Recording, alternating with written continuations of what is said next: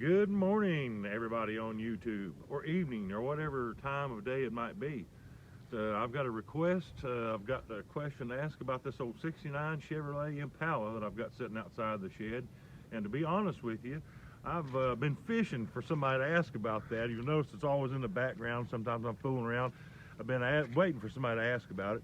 And not that it's real interesting, but it is a '69 Chevrolet Impala. I bought this and a riding lawnmower on the same day. Yeah, here's the original ad. I looked at that and I saw, man, that's a pretty good deal. And I got over there, and this girl, she's moving, and she's wanting to sell everything. So I think I ended up giving her 300 for the lawnmower and the car. And I had the old FBI Secret Service Suburban there that I drug it home with. And every time I fool with this thing, it rains. It was pouring the day I went to get it, and I loaded that thing and the lawnmower up in the rain and drug it home. And this is what it looked like the day I got it home. And still I'm looking at it. So, this is pretty nice. I like this. Interior and everything. But the more I got to looking at it, and I knew, when I first picked it up, it's pretty rough shape. This is probably textbook what you don't want to buy if you're going to want to fix one up, a father-son project or something. Although it might look, oh man, that'll look awesome. And the dream is there, but man, it'd be a nightmare. Now this car did come equipped with, we'll look right here, 327.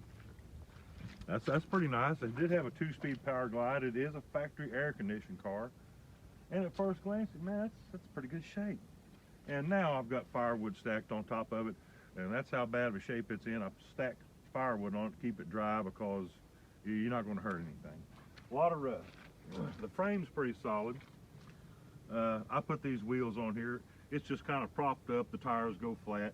But there's a rust down here, and that's not too bad if that was the problem. But there's a lot of rust back here on the quarters. This car has, it's been fixed before, so this ain't its first go around. Come back here and look in the trunk. Here's another problem. Which a lot of people might say, well, that's no big deal. You can fix that up. And it is a big deal if you actually go to do it and do it right.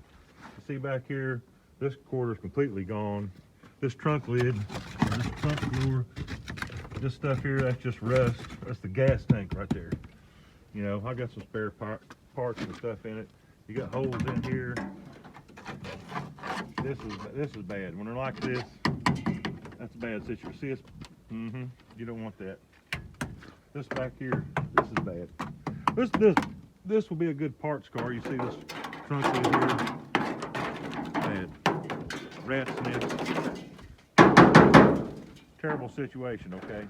Now, when I got it, was white. This has been painted with a brush.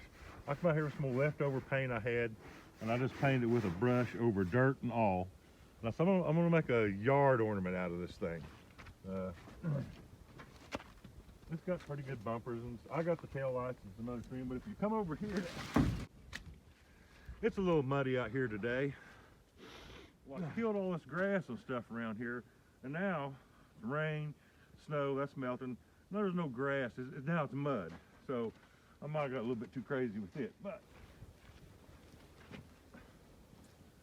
slicky slick. As you can see on this side, what kind of paint job, what you can see from the shed and from the road and stuff, it's red. Over on this side, I didn't fool with it.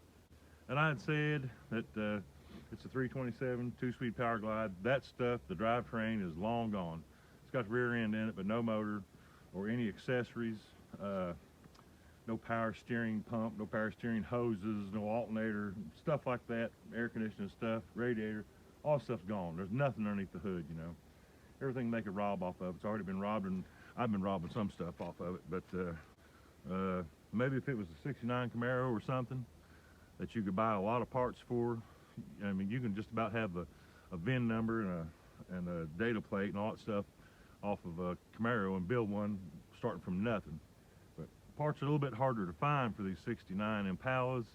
There's not a whole lot of aftermarket support for them, and you'd be making a lot of stuff by hand. It would be, not saying that it couldn't be, but man, would it be expensive. And there's nothing there to start with other than the frame. But it'd be a good parts car. So hit me up, and if you want to buy, no, I'm just kidding. I wouldn't wouldn't put this on anybody. It's a yard ornament. All right, let's have a look on the inside. I like this part of it. Watch this. Well, hold on here a minute. See how good that door closes? So, not too bad, you know. But the interior is pretty nice in it for what it is. Which if you was going to fix it up, you'd have to replace the whole thing. But it's all there. It's got the original looking floor mats in it.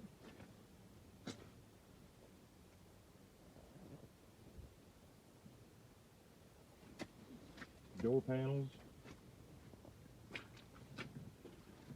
Somebody's robbed the steering wheel for some reason.